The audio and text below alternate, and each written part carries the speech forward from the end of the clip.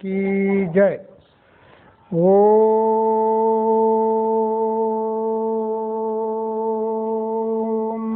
तत्सत।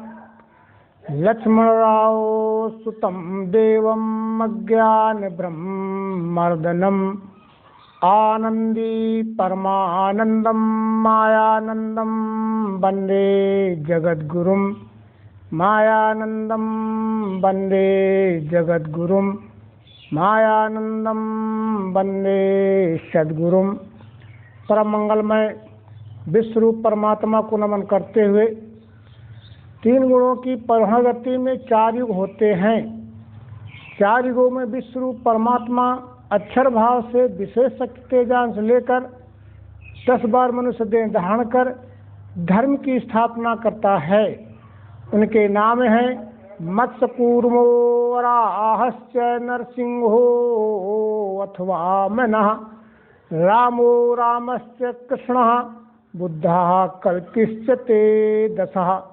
चतुर्युग 10 अवतार मालिका में के सतयुग प्रवर्तक, धर्म संस्थापक, नवम बुद्ध अवतार नारायण भगवान श्री मायानंद जी चैतन्य द्वारा संस्थापित केंद्रीय अध्यात्म विज्ञानशाला विद्यापीठ ओंकारेश्वर मानधाता खंडवा मध्य प्रदेश के तत्वावधान में उपकेंद्र गोपालपुर नरवल कानपुर उत्तर प्रदेश में उपस्थित अध्यात्म सत्संग प्रेमी सज्जनों, सौभाग्य का क्षणी शक्ति स्वरूपा देवियों व बालक वृंद, अपन सबको हृदय से नमन करते हुए दिव्य दृष्टि के नक्शा नंबर 6 जड़ शक्ति के साधारण व असाधारण कार्य का निरूपण प्रारंभ।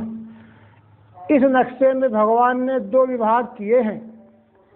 पहला है असाधारण कार्य एक देशी कार्य, दूसरा है साधारण कार्य सर्वदेशी कार्य। अब यहाँ से जो कॉलम चालू होते हैं नीचे की ओर, तो पहले कॉलम में है शक्ति, फिर दूसरे में है गुण। शक्ति यानी ज्ञान शक्ति सतोगुण से होती है। ज्ञान शक्ति के 7 प्रकार होते हैं, यानी 7 साधन होते हैं।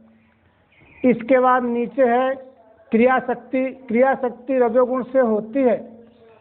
क्रिया शक्ति के 10 प्रकार हैं, यानी 10 साधन हैं। इस शरीर में 10 अंग हैं। उसमें उन साधनों को अपन मिलान करके देखते हैं। ज्ञान शक्ति के जो 7 साधन हैं, उनमें आकाश की अंशरूप क्रियाशील ज्ञान दी स्रोत, वायु की त्वचा, तेज यानी अग्नि की चक्षु यानी आँख, जल की जिह्वा और पृथ्वी की अंशरूप क्रियाशील ज्ञान दी घ्राण है।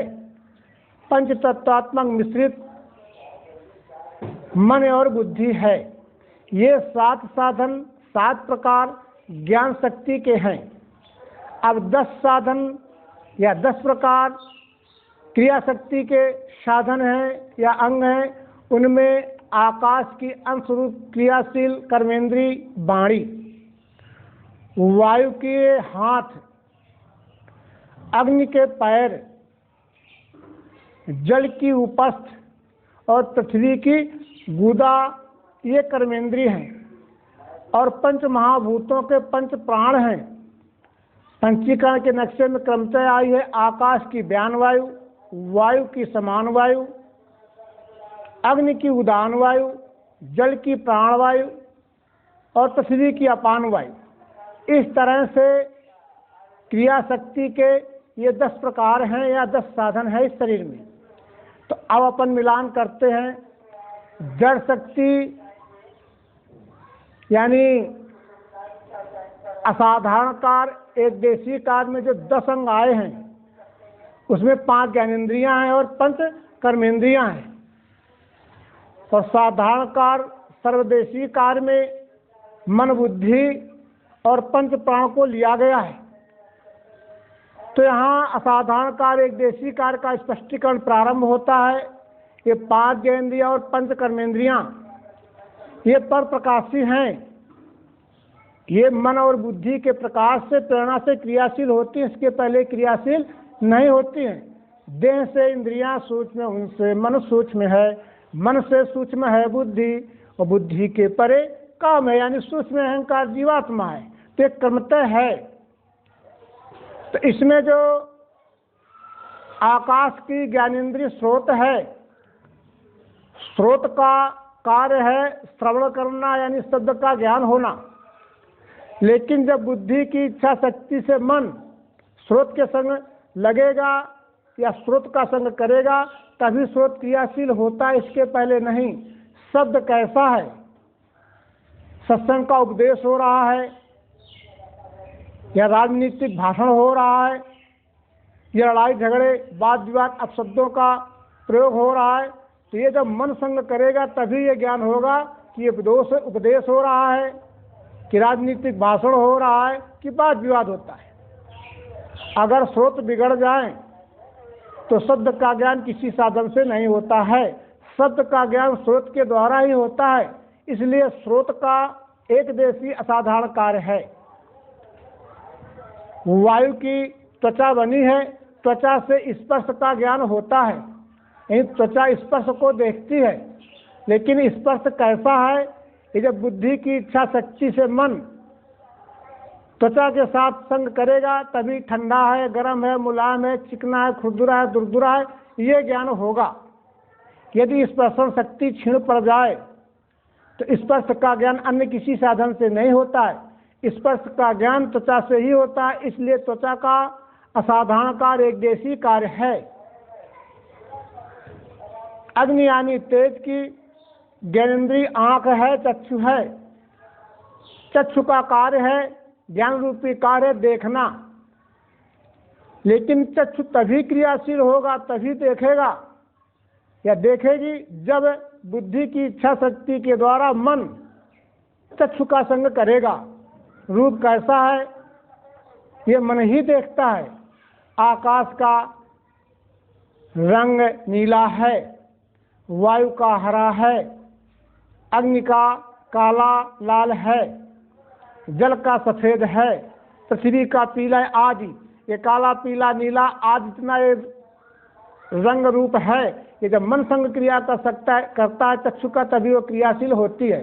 यदि चक्षु शक्ति बिगड़ जाए, आंख बिगड़ जाए तो देखना किसी अन्य साधन से नहीं होता है। देखना रूप का आंख के द्वारा ही होता है। इसलिए चक्षु या आंख का असाधारण कार्य एक देशी कार्य है। जल की जिह्वा है, जिह्वा रस को देखती है, रस का ज्ञान होता है। लेकिन जब जिह्वा का संग मन करेगा तभी स्वाद का ज्ञान होगा कि रस आकाश का कड़वा, वायु का खट्टा, अग्नि का तीखा, जल का मीठा, पृथ्वी का क्षारीय आदि। ये जब मन संग करेगा जिह्वा का तभी ये खट्टा, कड़वा, मीठा, क्षारी का हमें ज्ञान होगा। यदि श्रवण शक्ति क्षीण पड़ जाए तो रस स्वाद का ज्ञान अन्य किसी साधन से नहीं हो सकता है। रस का ज्ञान जिह्वा के द्वारा ही होता है। इसलिए जिह्वा का असाधारण कार्य एक देशी कार्य है। पृथ्वी की क्रियाशील ज्ञानेंद्रिय हम सब के पास नासिका घ्राण है। घ्राण से गंध का ज्ञान होता है या घ्राण गंध को देखती है।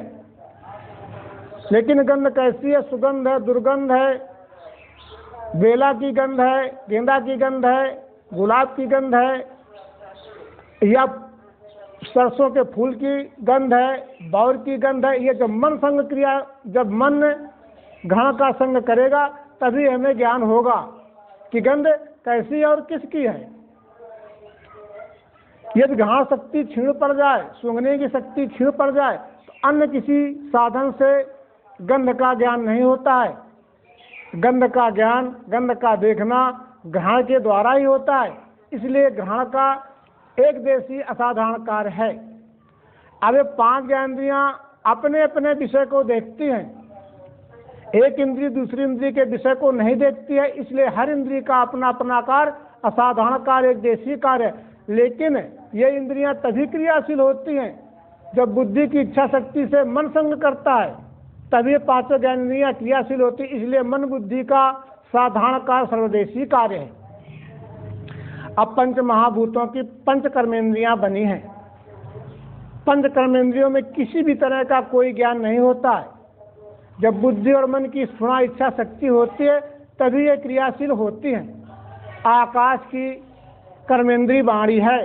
वाणी का कार्य है बोलना, शब्द का उच्चारण करना। लेकिन शब्द का उच्चारण क्या करना है, क्या बोलना है? जब बुद्धि और मन की इच्छा शक्ति या स्फुरणा होगी, वैसा ही वाणी शब्द उच्चारण करती है। बुद्धि मन की स्फुरणा हुई तो सत्संग का उपदेश करने लगी वाणी। यदि राजनीतिक भाषण करना है तो वाणी राजनीतिक भाषण करने लगी। यदि मन बुद्धि की इच्छा तमोगुणात्मक है तो लड़ाई झगड़े वाद विवाद अपशब्दों का उच्चारण करने लगती है। इस तरह से वाणी मन बुद्धि की स्फुरणा से वाणी क्रियाशील होती है। यदि वाणी बंद पड़ जाए तो शब्द का उच्चारण अन्य किसी साधन से नहीं होता है, शब्द का उच्चारण वाणी के द्वारा ही होता है। इसलिए वाणी का असाधारण कार्य एक देशी कार्य है। वायु के हाथ बने हैं। हाथ का कार्य है देना और लेना या अन्य जो भी हाथ के द्वारा कार्य होते हैं। लेकिन मन बुद्धि की इच्छा जब होगी, सतोगुणी रजोगुणी तमोगुणी, तो उसी इच्छा शक्ति के अनुसार ये हाथ क्रियाशील होते हैं, वैसा वो कार्य करने लगते हैं। यदि हाथ न हो, हाथ बिगड़ जाए, तो लेना देना आदि क्रियाएं जो हाथ के द्वारा होती हैं वो अन्य किसी साधन से नहीं हो सकती हैं। लेना देना हाथ के द्वारा ही होता है। इसलिए हाथों का असाधारण कार्य एक देशी कार्य है। अग्नि के हम सबके पास पैर हैं, पैरों का कार्य है चलना। लेकिन मन बुद्धि की जब इच्छा शक्ति स्फुरणा होगी तभी ये पैर चलेंगे, यानी क्रियाशील होंगे। इसके पहले पैर चल नहीं सकते, चलते नहीं हैं। चलना तभी होगा, कहाँ जाना है, क्या करने के लिए जाना है, जब मन बुद्धि की इच्छा होगी तभी ये क्रियाशील होते हैं। जैसे अपन घर में रहते हैं, जो नित्य दिनचर्या है, इच्छा होती है हम चल करके टहलने चले जाते हैं, खेत खलिहान चले जाते हैं, ड्यूटी चले जाते हैं या सत्संग में चले जाते हैं। जहाँ जैसी जिस समय मन बुद्धि की इच्छा शक्ति स्फुरणा होती है पैर चल देते हैं। उनको ये ज्ञान नहीं है कि पैर खड्डे में पड़ रहा है, कि पैर किसी पत्थर में ठोकर लग रही है या पैर कांटे में पड़ रहा है। वो उसको ज्ञान नहीं होता है। उसका कार्य सिर्फ चलना। यदि पैर बिगड़ जाएं, पैर शरीर में न हो, तो चलना अन्य किसी साधन से नहीं होता है। चलना पैर के द्वारा ही होता है। इसलिए पैरों का असाधारण कार्य एक देशी कार्य है। जल की क्रियाशील कर्मेंद्रीय उपस्थ है। उपस्थ का कार्य है रति करना। संतत उत्पत्ति की क्रिया रति उपस्थ के द्वारा ही होती है। यदि मन बुद्धि की इच्छा शक्ति नहीं होगी तो उपस्थ क्रियाशील नहीं हो सकती है। यदि उपस्थ की क्रिया शक्ति क्षीण पड़ जाए तो अन्य किसी साधन से संतान उत्पत्ति की क्रिया नहीं होती है। संतान उत्पत्ति की क्रिया उपस्थ के द्वारा ही होती है। इसलिए उपस्थ का असाधारण कार्य एक देशी कार्य है। पृथ्वी की गुदा है। गुदा का कार्य है मल विसर्जन करना। जब मन बुद्धि की स्फुरणा इच्छा शक्ति होगी तभी गुदा क्रियाशील होगी। इसके पहले गुदा क्रियाशील नहीं होती है। यदि गुदा द्वार बंद हो जाए तो मल का विसर्जन अन्य किसी साधन से नहीं होता है। मल का विसर्जन गुदा के द्वारा ही होता है। इसलिए गुदा का असाधारण कार्य एक देशी कार्य है। इस तरह से पांचों कर्मेंद्रियों का अपना अपना कार्य है। एक इंद्रिय दूसरे इंद्रिय का कार्य नहीं करती है। लेकिन ये पांचों कर्मेंद्रियां तभी क्रियाशील होती हैं जब मन बुद्धि की स्फुरणा होगी, इच्छा होगी, तभी ये क्रियाशील होती हैं। तो मन बुद्धि की क्रिया शक्ति, इच्छा शक्ति के द्वारा ही पांचों कर्मेंद्रियां क्रियाशील होती हैं। इसलिए मन बुद्धि का सर्वदेशी साधारण कार्य है और पंच कर्मेंद्रियों का असाधारण कार्य एक देशी कार्य है। अब पंच प्राणवायु हैं जो साधारण कार्य सर्वदेशी कार्य भगवान ने लिया है। यद्यप पंचीकरण के नक्शे में ये पंच प्राणों की क्रमता आकाश की व्यान वायु, वायु की समान वायु, अग्नि की उदान वायु, जल की प्राणवायु और पृथ्वी की अपान वायु बनी है। लेकिन इस नक्शे में जिस प्राण की विशेष भूमिका है उसको पहले क्रमता से लिया है। तो जल की प्राणवायु इस शरीर में है। प्राणवायु कहते शुद्ध ऑक्सीजन को नासिका द्वार से फेफड़ों तक ले जाना और अशुद्ध कार्बन डाइऑक्साइड को नासिका से बाहर करना। यदि प्राण शक्ति क्षीण पड़ जाए तो जीवन एक क्षण नहीं रह सकता है और सारे शरीर की क्रिया बंद हो जाएगी। इसलिए प्राणवायु का साधारण कार्य सर्वदेशी कार्य है। पृथ्वी की अपान वायु है। अपान वायु का कार्य है पेट में जितनी भी प्रदूषण हवा होती है इसको पाद कहते हैं, वो नाभि क्षेत्र से नीचे की ओर गुदा द्वार से बाहर करती है। यदि अपान वायु बंद हो जाए तो चारों प्राण क्षीण हो जाएंगे और जीवन शक्ति समाप्त हो जाएगी, सारी शरीर की क्रियाएं बंद हो जाएंगी। इसलिए सारे शरीर को चलाने के लिए अपान वायु का साधारण का सर्वदेशी कार्य है। अब इसके बाद व्यान वायु लिया है भगवान ने। व्यान वायु आकाश की बनी है।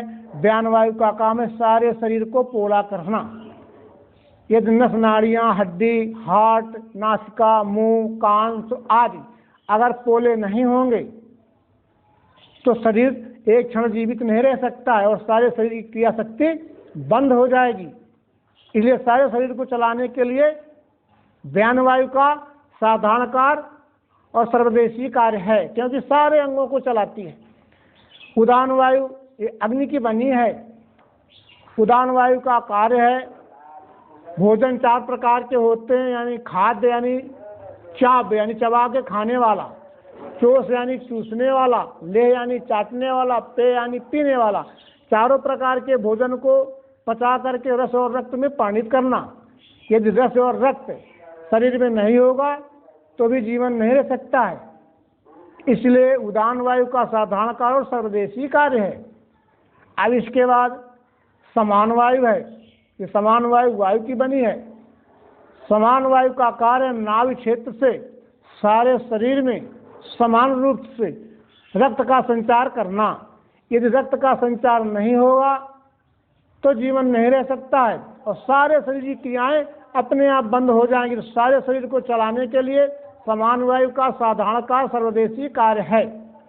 इस तरह से भगवान ने इस नक्शे में असाधारण कार्य एक देशी कार्य और साधारण कार्य सर्वदेशी कार्य का स्पष्टीकरण किया है। इसी के साथ अपनी वाणी को विराम देते हैं। बोलो सद्गुरु भगवान की जय।